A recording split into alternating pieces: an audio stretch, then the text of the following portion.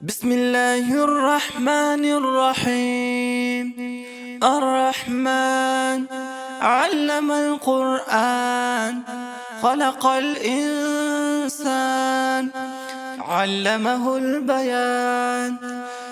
الشمس والقمر بحسبان، والنجم والشجر يسجدان. والسماء رفعها ووضع الميزان، ألا تطغوا في الميزان. وأقيموا الوزن بالقسط ولا تخسروا الميزان. والأرض وضعها للأنام، فيها فاكهة والنخل ذات الأكمام، والحب ذو العصف والريحان.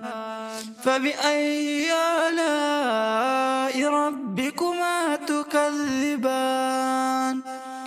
خلق الإنسان من صلصال كالفخار، وخلق الجان من مارج من نار. فبأي آلاء ربكما تكذبان؟ رب المشرقين ورب المغربين. فبأي آلاء ربكما تكذبان؟ مرج البحرين يلتقيان، بينهما برزخ لا يبغيان. فبأي آلاء ربكما تكذبان؟ يخرج منهما اللؤلؤ والمرجان. فبأي آلاء ربكما تكذبان؟ وله الجوار المنشآت في البحر كالأعلام. فبأي آلاء ربكما تكذبان؟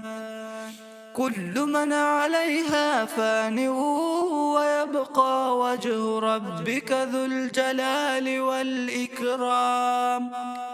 فبأي آلاء ربكما تكذبان؟ يسأله من في السماوات والأرض، كل يوم هو في شأن. فبأي آلاء ربكما تكذبان؟ سنفرغ لكم أيها الثقلان. فبأي آلاء ربكما تكذبان؟ يا معشر الجن والإنس إن استطعتم أن تنفذوا من أقطار السماوات والأرض فانفذوا، لا تنفذون إلا بسلطان. فبأي آلاء ربكما تكذبان؟ يرسل عليكما شواظ من نار ونحاس فلا تنتصران. فبأي آلاء ربكما تكذبان؟ فإذا انشقت السماء فكانت وردة كالدهان. فبأي آلاء ربكما تكذبان؟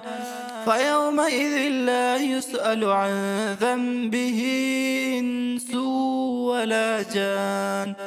فبأي آلاء ربكما تكذبان؟ يعرف المجرمون بسيماهم فيؤخذ بالنواصي والأقدام. فبأي آلاء ربكما تكذبان؟ هذه جهنم التي يكذب بها المجرمون، يطوفون بينها وبين حميم آن. فبأي آلاء ربكما تكذبان؟ ولمن خاف مقام ربه جنتان.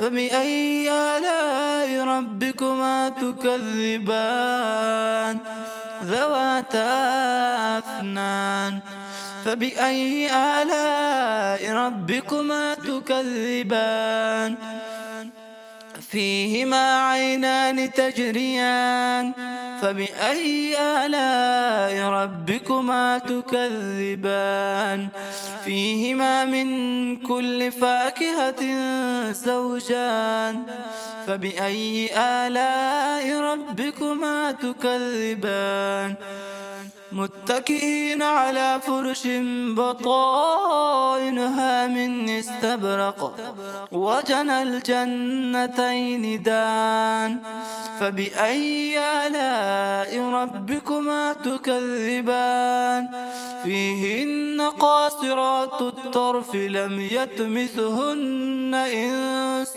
قبلهم ولا جان فبأي آلاء ربكما تكذبان كأنهن الياقوت والمرجان فبأي آلاء ربكما تكذبان هل جزاء الإحسان إلا الإحسان فبأي آلاء ربكما تكذبان ومن دونهما جنتان فبأي آلاء ربكما تكذبان مدهامتان فبأي آلاء ربكما تكذبان فيهما عينان نضاختان فبأي آلاء ربكما تكذبان فيهما فاكهة ونخل ورمان فبأي آلاء ربكما تكذبان فيهن خيرات حسان فبأي آلاء ربكما تكذبان حور مقصورات في الخيام فبأي آلاء ربكما تكذبان لم يطمثهن إنس قبلهم ولا جان فبأي آلاء ربكما تكذبان متكئين على رفرف خضر وعبقري حسان فبأي آلاء ربكما تكذبان تبارك اسم ربك ذي الجلال والإكرام صدق الله العظيم.